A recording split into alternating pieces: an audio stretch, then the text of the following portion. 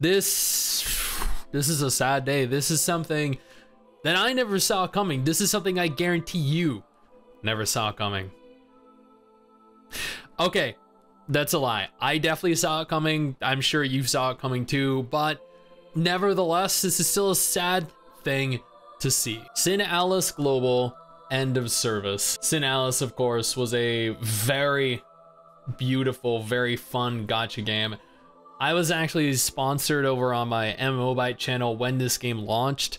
This was done by Yoko Taro himself. This was the guy behind the Nier franchise. I can say that I did genuinely enjoy the time I had within it. And although I only ever played it for I think about 2 weeks or so, I don't know the issues that plagued the game that triggered this chain of events that led to the end of service.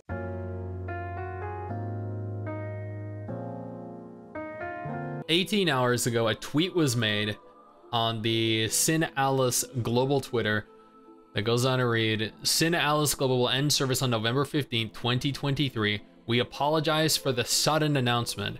Check in-game notices or the official site for more details. This is a lengthy end of service notice. It was our great pleasure to bring Synalus to the global community, but after 3 exciting and eventful years, we're sad to announce that Synalus Global will be ending service. You know what? Let's take a look here and see what kind of revenue Synalus was bringing in. So in Japan, roughly $400,000. Globally, 120K. All right, so a little over $500,000 total if we're combining Japan and global, but the fact that global is bringing in 120K only when Japan is bringing in almost $500,000, it makes sense as to why they are shutting down global and why they look to be keeping the Japanese servers going. To all our valued users who have supported Synalus and enjoyed playing thus far, we deeply apologize for this sudden announcement. We thank you for your understanding. We're incredibly grateful to our many users, as it is thanks to your overwhelming support since the start of service that we have been able to continue operations up until now. We'd like to extend our heartfelt gratitude once again from all of us here in the management team. Please see below for detailed information regarding the end of service. Purchase of in-app currency for iOS and Android will be discontinued on the 1st of November. That is today, actually, as of recording this video. See, this right here. This is something I don't get. There are some studios out there that announce an end of service, but allow for you to continue to purchase and spend premium currency for the months leading up to the game's closure. I think that is the most pathetic scumbag thing you can do. You're continuing to make money off of your game without pushing out any updates because now you don't need to, and these players that are paying don't get to keep what they're paying for because the game is going to be shut down completely. Thank you, Synalus and the studio behind Synalus, for discontinuing the purchase of in-game currency. As of November 15th, it looks like they will accept refund requests for remaining gems, or Twilight Crystals as they're called in this. So if you have premium currency that is unspent, please make sure to go ahead and attempt a refund. There is only a short time left until the end of service, but we hope you continue to enjoy playing Synalus right through to its conclusion. Thank you. It looks like they're still making tweets though, periodically throughout the course of the day. A letter from the producer has been released in the in-game notices. Thank you all again for your tremendous support. The global management team has also shared their future plans for the remainder of service, so please take a look. What they should do here is top people up with lots of premium currency and allow for players to go and accumulate as many of the characters as they possibly can before the game shuts down globally for good. Now, let's go ahead here and take a look at what Reddit's saying.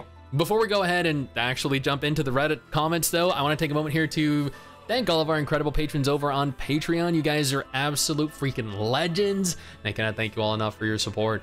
Now, on to the comments. I'm surprised that it lasted that long. Honestly, oh, 2 new comments. Dropped when I can't keep up with the whales. I mean, that's every gacha game ever. I give them props for having one of the best reroll systems of any gacha I've played. Yeah, I feel like there are a lot of pros. Square Enix really sucks at mobile market. Why are they still making one? I mean, the game was good. I don't know what this guy's complaining about. This took way longer than I expected. Admittedly, it did last 3 whole years. That is impressive. Absolutely not surprised at all. archaic gameplay, terrible gacha odds, the UI felt outdated, PvP was terrible, and required too much engagement. Oh no! Oh no, the PvP requires engagement. I'm actually required to pay attention to it. Oh my god. Power creep of weapon skills and eventual nightmares was insane. You have to play 20 minutes every day when it mattered the most was just too much. I mean, I don't mind having to play 20 minutes every day, but at the same time, I'm not a competitive player. I'm gonna sort by the top comments though, as opposed to the most recent. What a damn shame. Good game with bad execution. Downsides were too drastic. It was a whale fest where the characters were the best gacha way. I mean, yeah, like I understand. And I think that really sucks and was definitely a hindrance to players in the game. But at the same time, that isn't specific to just Sin Alice. Like, so many people encounter this issue in the vast majority of gacha games that they play. Probably one of the most predatory gachas ever conceived, where power is pay to win and 14 other people peer pressure you into keeping up. Okay, I'll admit here, I'll admit, I never encountered the pay to win. I played during the first 2 weeks of launch.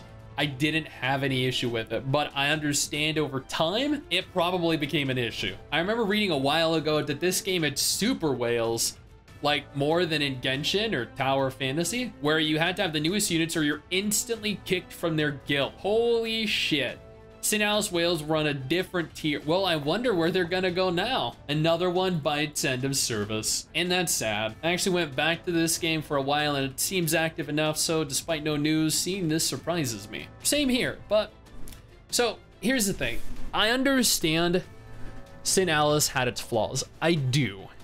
I understand Sin Alice probably had a lot of flaws that I wasn't privy to, that I never had the opportunity to experience because I never played the game past the first 2 or so weeks of its launch, where these issues became much more of a prevalent concern for players. Nevertheless, this game was still absolutely beautiful. It had good music, it had great character designs, and I had fun in it. So while the majority of people might be happy to see this shut down or not, I don't know. You'll have to let me know down in the comments below if you are in fact happy or not with the shutdown announcement. Regardless of what other people think, I'm still kind of disappointed that the game's shutting down. I would have definitely rather they fixed the issues and made this more of a competitive title that was more free-to-play friendly than just calling it quits and throwing in the towel. But that's just me. Now, if this isn't your kind of game, absolutely no problem. I urge you to go ahead then and instead take a look at one of the other 2 videos that are on screen right now. Maybe one of those will be of interest to you. I don't know, English, it's hard sometimes.